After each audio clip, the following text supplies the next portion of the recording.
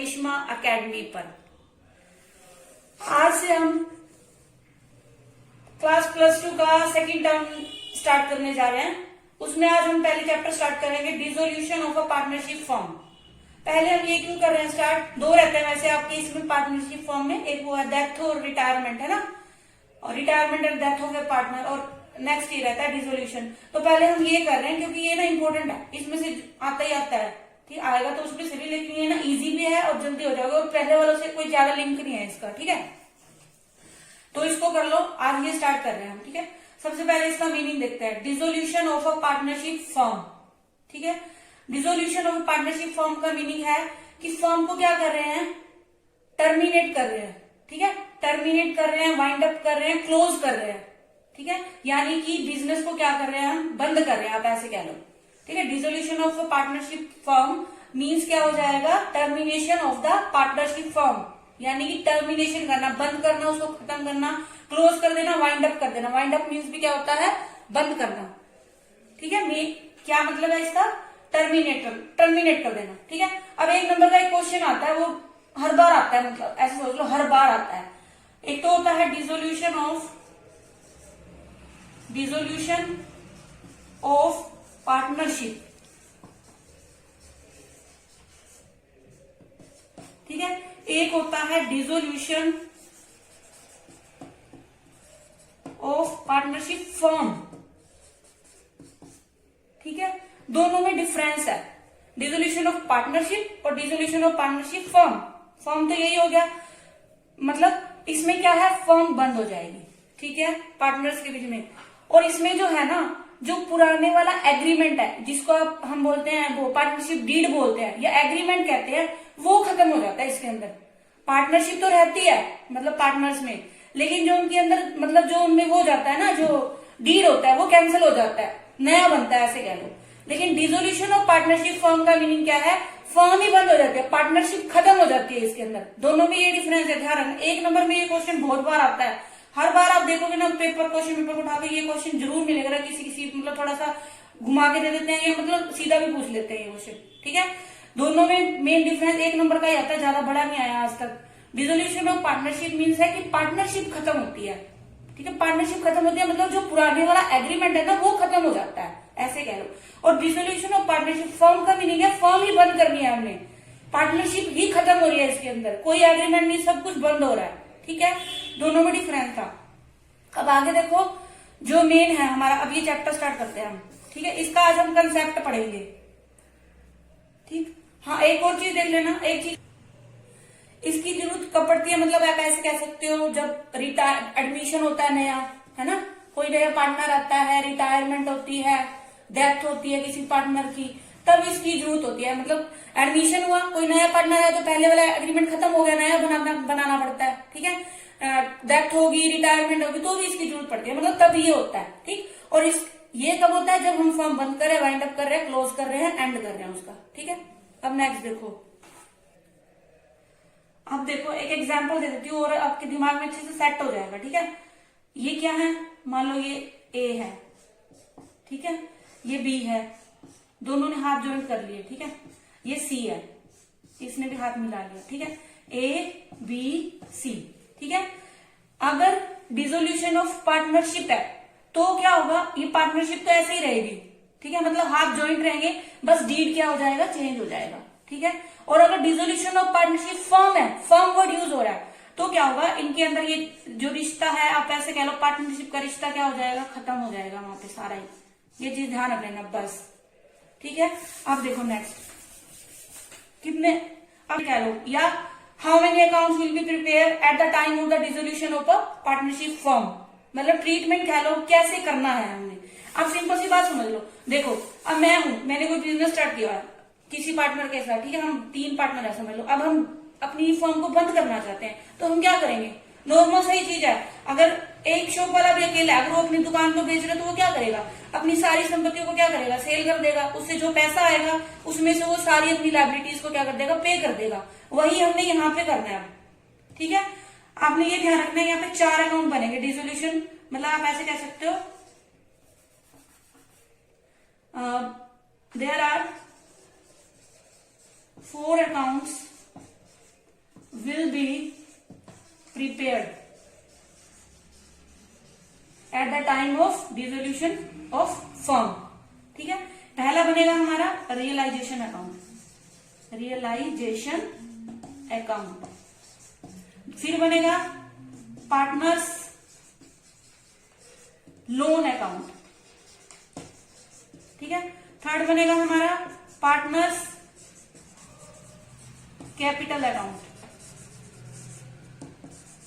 Fourth बनता है हमारा कैश या बैंक अकाउंट, मान लो कैश या बैंक अकाउंट। ठीक है, अब डेली हम एक एक मतलब एक एक सीखेंगे। पहले आज हम ये सीखते हैं। ठीक है, रियलाइजेशन अकाउंट क्या होता है?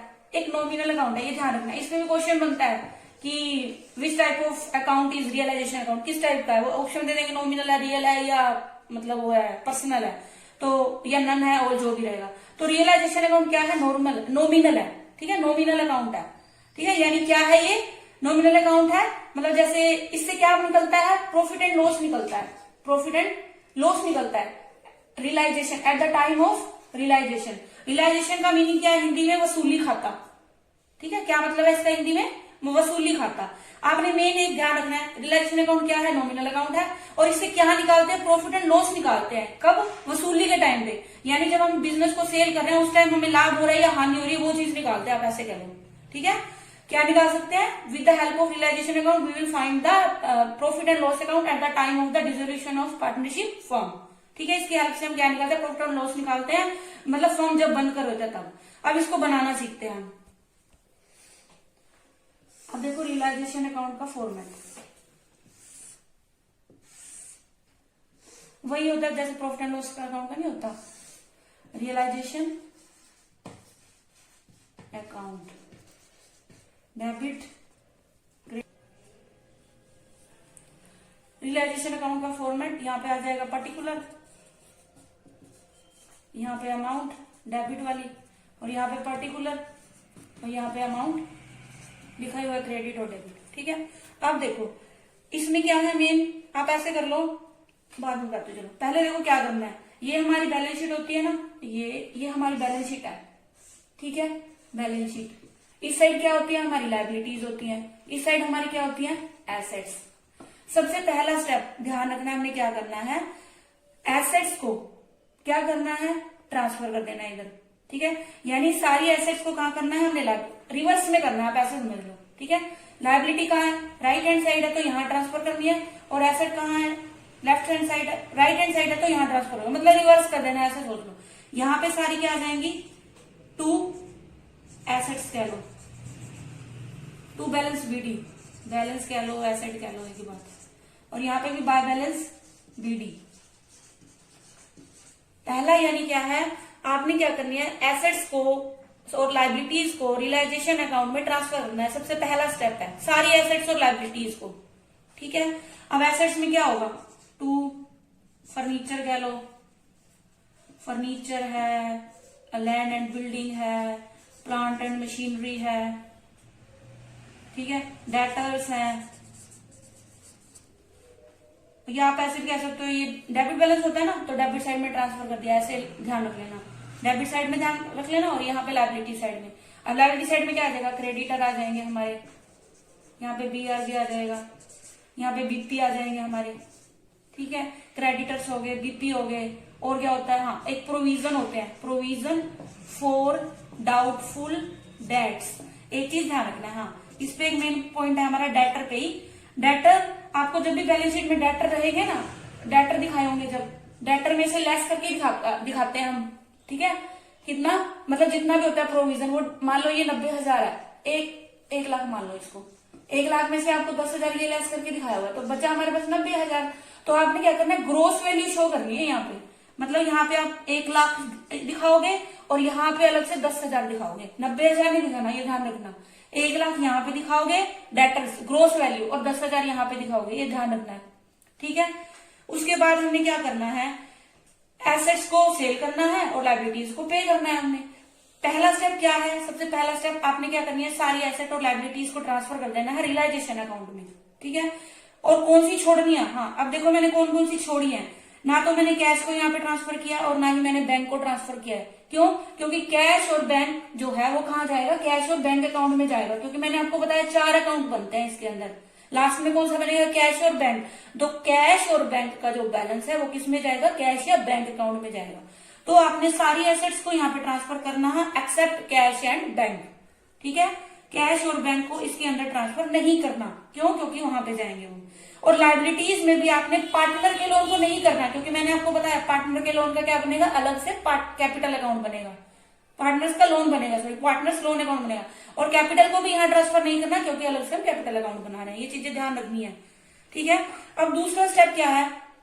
हमने क्या करना है? एसेट्स को सेल कर दिया। अब एसेट्स को सेल कर दिया तो हमारे पास कैश आएगा, तो आपने यहाँ पे क्या लिखना है? बाय कैश या बैंक। और पे किया है तो यहाँ पे क्या आएगा? टू कैश या बैंक। यानी ये तो लायबिलिटीज पे किया हमने, ठीक है, और यहाँ पे कैश और बैंक क्या किया हमने? सेल किया। आप ऐसे भी कर सकते हो, नॉमिनल अकाउंट है, नॉमिनल अकाउंट में रिवेन्यू सारी इधर आएंगी, यानी इनकम यहाँ आएंगी, और वो डेबिट जो हमारा एक्सपेंसेस है वो यहाँ आ जाएंगे एक तरह से। तो आप क्रेडिटर है, यहाँ पे कर देंगे, क्रेडिटर है हमारा, बीपी है, वो लोन है किसी उसका अदर पार्टी का, जैसे बैंक लोन हो गया, उसको ले सकते हो आप। ठीक है, पे कर दिया। और यहाँ पे अगर हम वो कर रहे हैं, रिसीव हो रहा है, हम एसेट सेल कर रहे हैं, तो वही जैसे मान लो फर्नीचर को किया, फर्नीचर कर दिया, और टोटल को यहाँ लिख देना आपने। ठीक है, फर्नीचर हो गया, और कुछ भी हो सकता है, land and building, plant and machinery, वो सारी यानी दिया होगा आपको। इसमें एक चीज हमें ध्यान रखनी है इस पॉइंट में, अगर आपको किसी एसेट के बारे में नहीं बताया कि उसको सेल किया है या नहीं, तो हम उसको अपनी तरफ से कुछ भी नहीं लिखना। कहीं ये सोचो कि हमने उसी वैल्यू पे उसको सेल कर दिया। ठीक है, अगर कुछ नहीं दिया एडजस्टमेंट में तो आपने इसको कुछ भी नहीं करना, उसको छोड़ देना ऐसे कैसे। इट मीन्स आप मानेंगे कि हमें उससे कुछ भी नहीं मिला, उसको बेच के नहीं से हमने उसको बेचा ही नहीं, कहीं भी एडजस्ट किया हो, मतलब हमने उसको, हमें कुछ रिसीव नहीं हुआ उससे, ये ध्यान में। बट अगर कोई लायबिलिटी के बारे में आपको कुछ नहीं दिया तो वो आपको खुद पे करनी है। ठीक है, ये चीज ध्यान रखनी है आपने। ये ध्यान रखने योग्य पॉइंट्स है, अगर इनको अगर भूल गए ना तो आपकी गलत हो जाएगी वो मिस्टेक आपकी। ध्यान रखना ये चीज। ठीक है, तो आपने ध्यान रखनी है। अगर आपको एसेट के बारे में कुछ नहीं बताया है तो आप उसके बारे में कुछ नहीं लिखोगे यहाँ पे। अगर लायबिलिटीज के बारे में कुछ नहीं बताया तो आपको उसको पे करना पड़ेगा। ठीक है, अब एक चीज और, कई बार क्या होता है कि जो पार्टनर होते हैं ना, उन्होंने क्या किया होता है, वो एसेट ले लेते हैं, जैसे बोल देते हैं कि चलो ये एसेट मैं ले लेता हूँ। ठीक है, अगर उसने एसेट ले ली तो वहां पे आपने कैश नहीं लिखना, तो वहां पे आपने पार्टनर का नाम लिखना है, बाय पार्टनर्स अकाउंट लिख दोगे, जो भी पार्टनर होगा उसका नाम लिख दोगे। ऐसे ही अगर पार्टनर कोई लायबिलिटी ले लेता है तो वहां पे लिखोगे टू पार्टनर्स। ठीक है, कई बार क्या होता है कैश में मतलब वो नहीं करते, सेल नहीं करते, पार्टनर कहता है मैं ले लूंगा ये वाली। ठीक है, तो वहां पे आपने लिखना है, कैश की जगह उसका नाम लिख देना पार्टनर का बस।